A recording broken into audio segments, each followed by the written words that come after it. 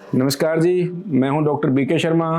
और आज का जो हमारा सेशन है वो है कि मानसिक बीमारियां क्या होती हैं, इनके क्या कारण होते हैं और किसी भी व्यक्ति को अगर मानसिक बीमारी है तो उसका कैसे इलाज किया जाए।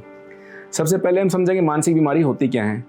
मानसिक बीमारी ये हमारे मन की वो बीमारियां हैं, हमारे दिमाग की वो बीमारियां हैं जिसमें व्यक्ति के सोचने की क्षमता, उसके व्यवहार में बदलाव या उसके महसूस करने में परिवर्तन आता है।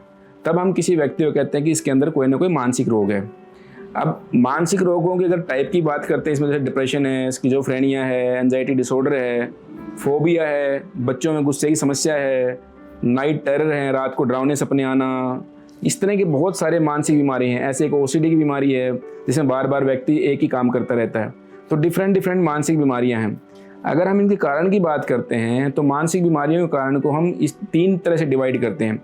एक जेनेटिक कारण, एक इन्वायरमेंटल कारण और एक होता है कोई भी अगर कोई मेडिसिन दी है उसके कारण कोई भी मानसिक बीमारी होना। जेनेटिक कारण में जैसे अगर किसी के पेरेंट्स के अंदर कोई मानसिक बीमारी है तो बच्चों में कुछ परसेंटेज चांसेस होते हैं उनको मानसिक बीमारी होने का। अगर एक पेरेंट्स में है तब कुछ परसेंटेज हैं, दोनों में तो कुछ थोड़े ज़्यादा होने के चांसेस रहते हैं।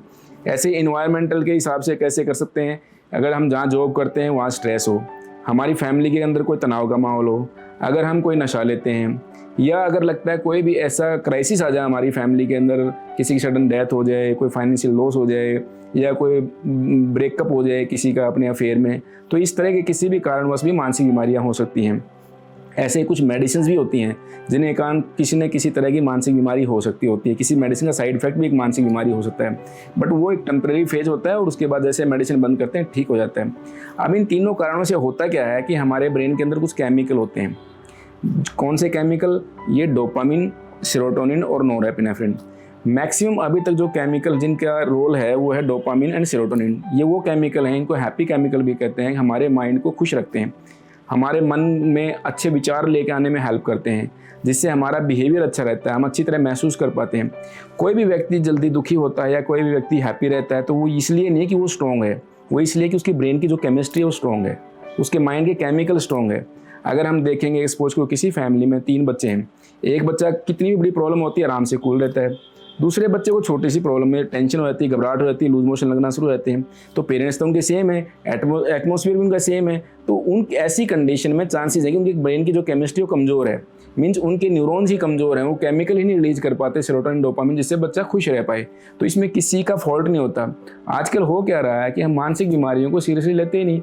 बच्चा परेशान है, बच्चा इमोशनल हो रहा है, दुखी हो रहा है, बार बार क्राई कर रहा है, स्टडी में इंटरेस्ट नहीं ले रहा है, हम उसके ऊपर कभी भी ध्यान नहीं देंगे, उसको बस वैसे कहते हैं कोशिश कर, जबकि बच्चा पूरी कोशिश करने के बाद भी उस चीज़ से बाहर नहीं निकल पा रहा है। तो हो क्या रहा है? दूसरा कारण क्या है कि स्टिग्मा बहुत ज़्यादा है। स्टिग्मा बहुत ज़्यादा होने के कारण हम पेशेंट का इलाज नहीं करवाते, पेशेंट को ट्रीटमेंट के लिए मोटिवेट नहीं कर पाते। हम डरते हैं यार लोग हमारे बारे में क्या कहेंगे, बच्चे का इलाज किया तो उसके बारे में क्या बात करेंगे, इसको कोई पागल हो गया। तो इस तरह के कारण से मानसिक बीमारियां हमारी सिंपल रहते हुए इलाज ना होकर जटिल कंडीशन में पहुंच जाती हैं। इनका इलाज कैसे किया जाए? सबसे पहले जैसे मैंने बताया, हमारे को सबको मानसिक बीमारी के बारे में पूरी जागरूकता होनी चाहिए। और जागरूकता कैसे हो? हमें यूट्यूब से, हमें न्यूज़पेपर से, अदर सोशल मीडिया से या किसी भी डॉक्टर्स की डिफरेंट जगह टॉक होती है उनके थ्रू अपनी अवेयरनेस बढ़ाने की कोशिश करनी चाहिए। सेकंड, जब हमें पता है कि मानसिक बीमारियां क्या होता है, जब हम जागरूक हो जाएंगे, उसके बारे में पूरी जानकारी ले लेंगे, तो जब हमें पता चल जाएगा कि मानसिक बीमारियां क्या हैं, तुरंत उनका इलाज करवाना चाहिए। एक टाइम गैप फैक्टर होता है कि मानसिक बीमारी कब स्टार्ट हुई और कब उसका ट्रीटमेंट किया। जितना गैप ही ज़्यादा होता है उतना ही इलाज का जो रिस्पॉन्स है पूरी तरह से नहीं आ पाता। मीन्स इलाज भी करवाते हैं उतना अच्छा रिजल्ट नहीं आ पाता। जितना जल्दी जैसे बीमारी स्टार्ट हुई, अगर तुरंत उसी टाइम आ जाएंगे तो ऐसे पेशेंट का इलाज जल्दी हो सकता है। अगर हम इसके लक्षण की बात करते हैं, लक्षण सबसे इंपॉर्टेंट है। कैसे पहचाने किसी व्यक्ति को कि उसको मानसिक रोग है? नंबर 1 कि क्या उसके नींद में या भूख में बदलाव है, ज़्यादा भी हो सकती है और कम भी हो सकती है। क्या वो हमेशा उदास रहता है? पहले जो व्यक्ति या जो बच्चा, जो इंसान सबके साथ घुलता मिलता था, खुश रहता था, क्या वो अब चुप चुप रहने लग गया है, उदास रहने लग गया है? जो व्यक्ति पूरा हर काम में इंटरेस्ट लेता था, क्या उसके काम में इंटरेस्ट कम हो गया है? क्या वो छोटी छोटी बात पे इरिटेट होने लग गया है? क्या उसको डर भय होने लग गया है? क्या जल्दी घबराहट, बेचैनी और उसको ऐसे लगता है मेरे को होल पड़ रहे हैं और कुछ ना कुछ हो जाएगा, ऐसा डर होने लगा है? क्या व्यक्ति को बार बार किसी सीरियस बीमारी का होने का डर हो गया है? क्या वो एक ही काम बार बार करता रहता है, जैसे बार बार हाथ धोना, बार बार चीज़ों को चेक करना, कि उस तरह कोई बिहेवियर तो नहीं बार बार कर रहा है, क्या उसको फालतू की आवाज़ें तो नहीं आनी शुरू हो गई है। कुछ लोग जैसे ओपीडी में आते हैं, बोलते हैं डॉक्टर साहब सोते जागते हमें आवाज़ आती है, जैसे भूत प्रेत की आवाज़ है, मेरे बारे में कुछ बोल रहे हैं, मुझे मेरे ऊपर कुछ करवा दिया गया, इस तरह की आवाज़ें आती रहती हैं। इस तरह के शक वहम के थॉट्स आना, फालतू की आवाज़ आना, ये भी मानसिक बीमारी के लक्षण है। लेकिन होता क्या है कि हमारी आज भी सोसाइटी, बहुत सारे लोग ऐसे हैं जो इन ऐसी कंडीशन होने पर वो भूत प्रेत की प्रॉब्लम समझ लेते हैं और फालतू के चक्कर में, झाड़ फूक के चक्कर में अपना इलाज ना करवाकर टाइम वेस्ट करते रहते हैं और सिंपल बीमारी को कॉम्प्लेक्स कर देते हैं। तो इस तरह से अगर कभी भी कोई भी चेंजेस ऐसी आती हैं, या कभी आदमी फील करता है मैं कि ऐसे फील करता है जैसे वो उसका किसी भी चीज़ में काम नहीं है, उसकी लाइफ बेकार है और मरने का मन कर रहा है, इस तरह के कभी भी अगर लक्षण आपको किसी भी मानसिक रोगी के अंदर या किसी भी व्यक्ति के अंदर दिखाई दें, तुरंत अपने आसपास के साइकेट्रिस्ट या साइकोलॉजिस्ट को दिखाएं, उसका इलाज करवाएं, जिससे कि सिंपल रहते ही उसका इलाज हो सके। तो जैसे ही हमें पता चले कि पेशेंट को बीमारी है, उसको हमें मोटिवेट करना है, उसको अकेला नहीं छोड़ना है, उसका इलाज करवाना है। अब इलाज में 2 तरह से इलाज होता है, एक मेडिसिन का इलाज है, एक काउंसलिंग का इलाज है। मेडिसिन में क्या है, अगर हल्का डिसऑर्डर है, हम किसी भी मानसिक बीमारी को 3 कैटेगरी में डिवाइड करते हैं। सबसे इंपॉर्टेंट, एक होता माइल्ड, एक होता मॉडरेट और एक होता सीवियर। मीन्स हल्की, थोड़ी ज़्यादा, बहुत ज़्यादा।